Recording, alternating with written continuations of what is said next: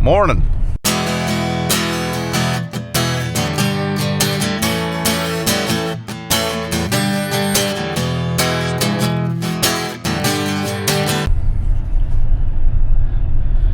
So today is November the 3rd.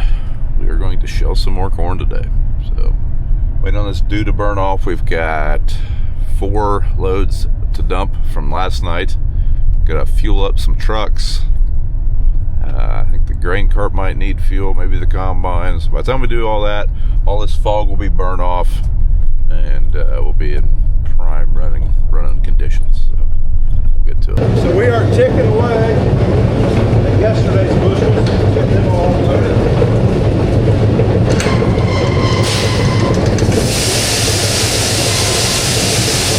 The truck that wouldn't start yesterday, it's running now, so we're back to 3 semis. Turns out it was something to do with how that thing transfers fuel from one side to the other. Because now, put a little fuel in her, re-primed it, and it ran. So hopefully this next place we're going to is a little drier corn, because like an idiot, we didn't run the dryer last night. We really haven't had to dry a lot of corn, so I think we're a little gun shy about letting it run all night and a pipe coming loose or something like that. Right now the holding bin's about half full. It's a 25,000 bushel holding bin. We can dry about 1,000 bushels an hour. We should be able to, if we have a good day, do 20 plus thousand bushels today pretty easily. All right, we're gonna head over and put some fuel in this truck. Jeff's over there now doing the same. And we will head to the field. So the fuel tank is over here at the home farm, and well, now we got enough fuel in this truck probably to run the rest of the harvest. This is the 3rd truck. It doesn't get used near as often. It's actually the truck we usually keep on the water trailer.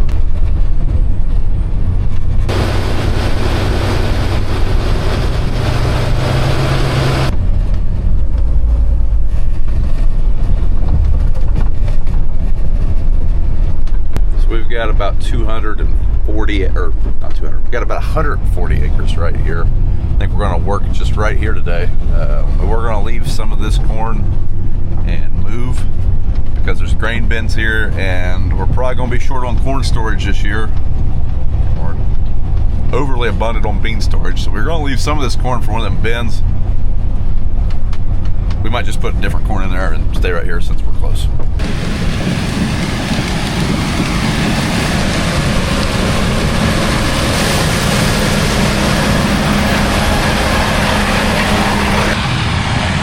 So he's doing a pretty good job. I don't see a lot of corn on the ground. Got whole cobs coming out the back. Good sign. Seems like the Fendt really does well in corn. Like most of our problems have been in beans. And I know some people have said you have too big of a head on that combine. I don't think that's the case. This combine is marketed as being capable of running a 50-foot head. In fact, there is a stock AGCO 50-foot head for the 9s and the 8s. The 8s also come with an auger big enough for a 50-footer. I don't think that's our problem. I think beans are just harder on combines than corn. It's the first time I've been in here since the scoreboard's been put on. So the nice thing about that little digital readout on the side of that cart, is it necessary? No, but it's a huge convenience, because we're constantly checking our weights. We're comparing what we're saying we're harvesting versus what the scales are saying we're harvesting, make sure our yield monitor is accurate. It's just a little bit easier for him to see quickly. You can also tell when the cart pulls up to you how full it is pretty easily that way.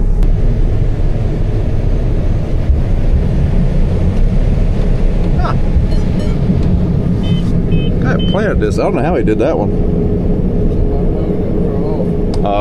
We lost a row. 2260.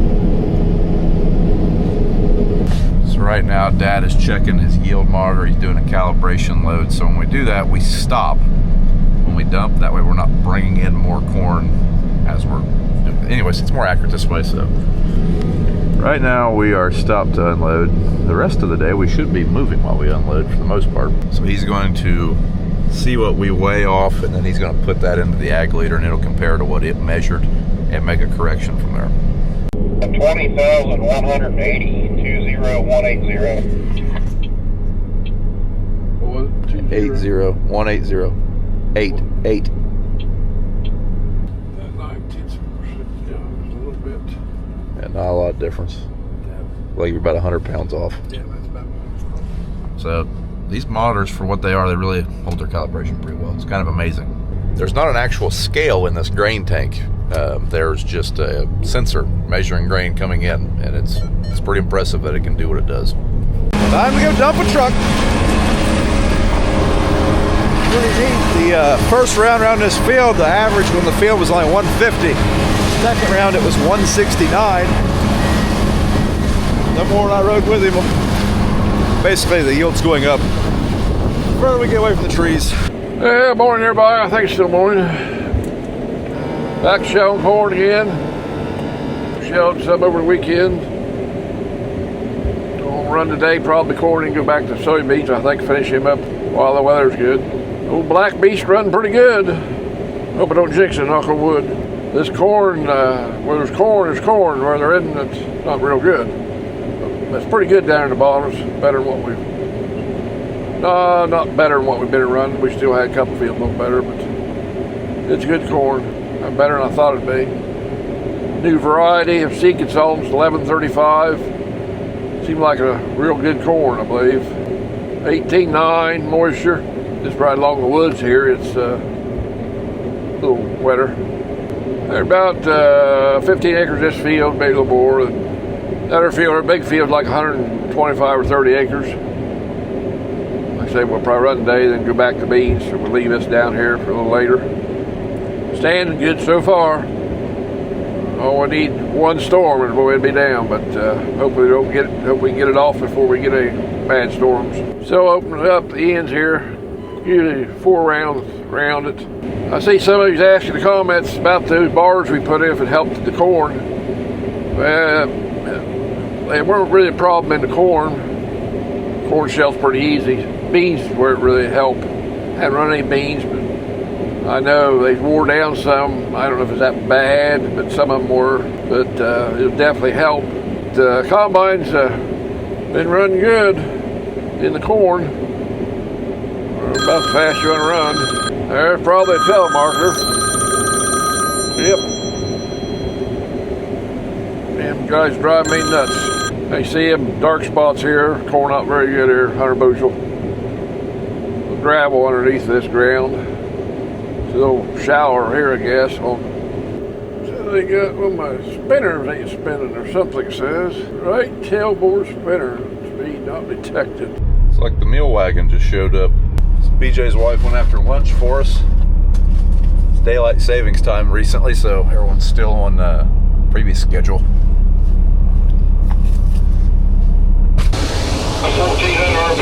So apparently we're having some issues with the spreader. The spreaders on the back of the combine. One of them's just kind of not doing much. So we're still able to combine. We're just half the combine's not spreading chaff, I guess. So walk out here to see what I can see. So I think this is what we're talking about. Here's the track. All the corn cobs are right there. Nothing really over on that side.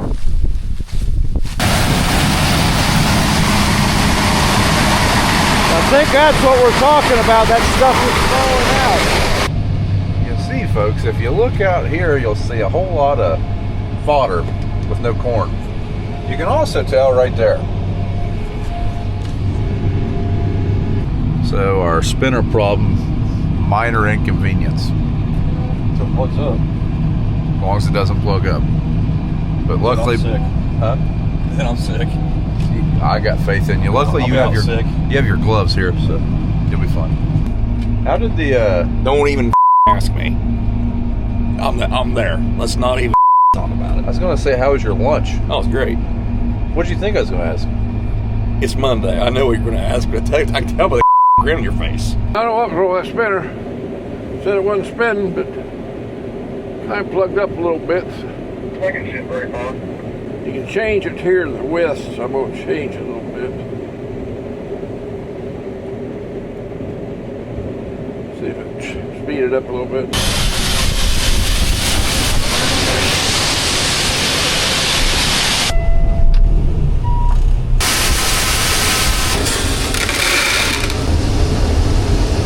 See what moisture this is. If it's below 18, we're gonna put it in a dry bin.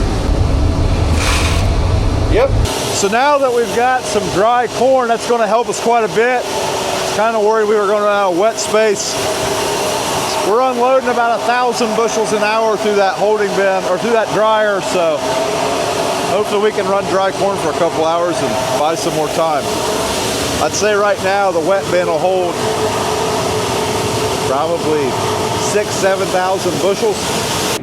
Got that other field done. Now we're starting on this big field. Just open it, first round around it. This thing is still messed up. I think it's a speed sensor. So they're gonna bring a speed sensor down and put on sometime. It's just running wide open. It seems like it's throwing it out there okay. So it's just wide open. Just throws it farther. Doesn't hurt nothing, I guess. Well, we got the first field done. So they're going around the edges of this big field. It'd take a while to open this up. Say it's 124 acres.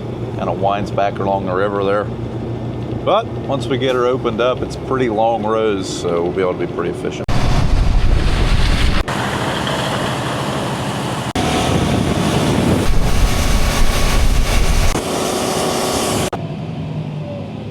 So you ready to talk about it yet? Talk about what? Right. So here's a good view of what we're talking about. You can see that line right there. That's only, I don't know, probably 2/3 of the head are getting spread and nothing's coming out this side. So we're still able to proceed, it's just we're not getting a very good spread pattern. If this was beans, it'd probably be a little bit more crucial. That fodder that's getting spread out is basically potash. I mean, that's gonna deteriorate and become usable potash. So we wanna try to spread that evenly, but we're also not gonna stop because of it. Intense concentration. Well, we'll clear down to the end of this big field on the far side next to the river. About 4 dumps, 5 dumps here. You can't hold it all. So I see him way up here. He's coming. So it's first round one is good, but the second round's pretty good. Like 204 so far. The second round was, second one's probably 20 bushel better than the first one. So it's still got that sensor messed up, but it's still running. Throwing it out and run wide open. That spinner, I think, is running about as fast as it runs. So hopefully we keep going. Dryer shut off. Turns out we were out of fuel. Switch tanks, see if we can fire back up. Definitely gonna need the dryer to run for us to be very productive much longer.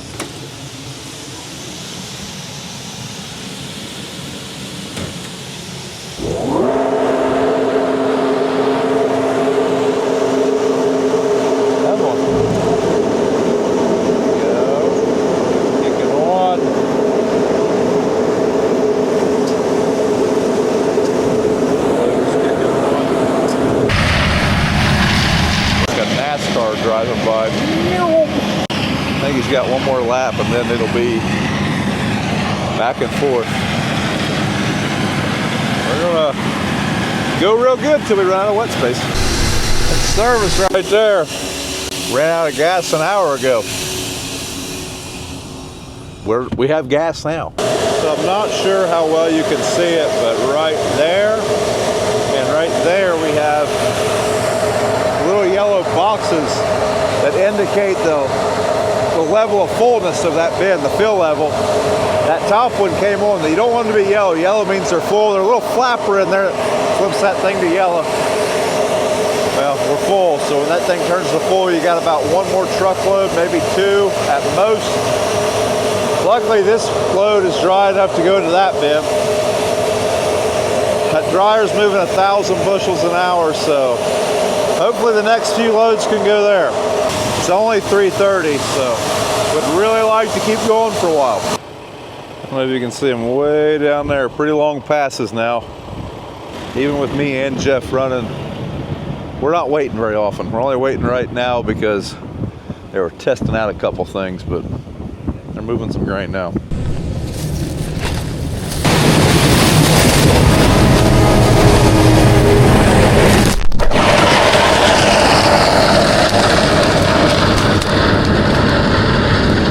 I hope you guys liked the video of the camera getting ran over by the Devastator, because it got ran over by the combine in the process, and now it's probably on its last leg. It's the whole back of the screens. Moral of the story, kids, don't put your camera under a combine. I gotta be creative. Yeah. So Travis stopped by to see what we had going on with our spinner speed not working right. So that was out of the back of the chopper on that side. That wasn't a spinner like we thought. Then what? No, not the chaff spreader. This was off the back on the active swing flow tailboard. This was broke free from here, and this is the sensor runs on here. So that's where that sensor's getting our measurement off of? Yep, right here. A It's speed pacing reading? these, yep.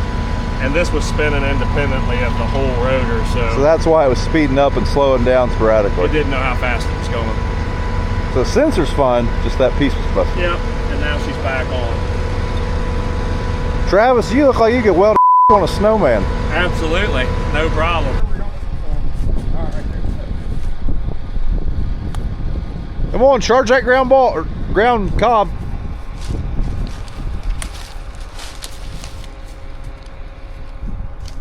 Back to Shellon, Travis got that fixed. The piece broke on it, so he got her fixed. And we're back at it. Pretty good corn, this big field, real good corn. 280s. Get better toward the river, seems like. There's some flat patches out here that's not very good, but pretty good corn. We've got about 40 acres of this big field. How does it still work if it got ran over by a combine? I don't know, it just does.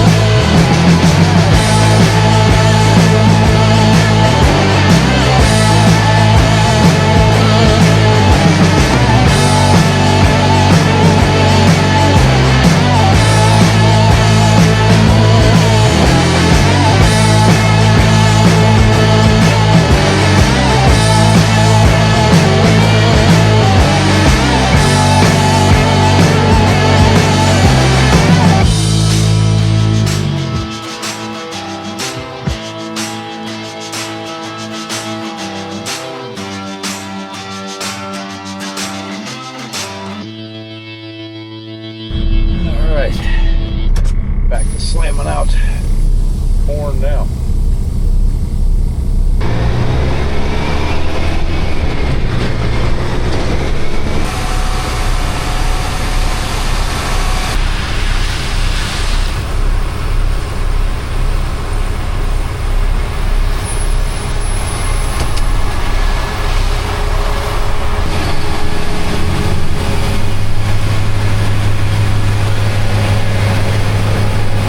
All right, Jeff went home and whew, I'm struggling.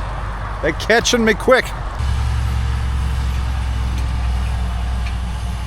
Well, we're still running. I don't know what time it is, 6 o'clock or so, 7, dark. I think it's last load maybe. Well, everybody, that's gonna be it for the day. We ended up around 24,000 bushels. So all in all, not a bad day. Right at 100 acres, just a little shy. I think we were at 95 acres, so pretty good day. Thanks for watching. If you want to do us a favor, give the video a thumbs up, subscribe to the channel, drop us a comment, and we'll see you in the next one.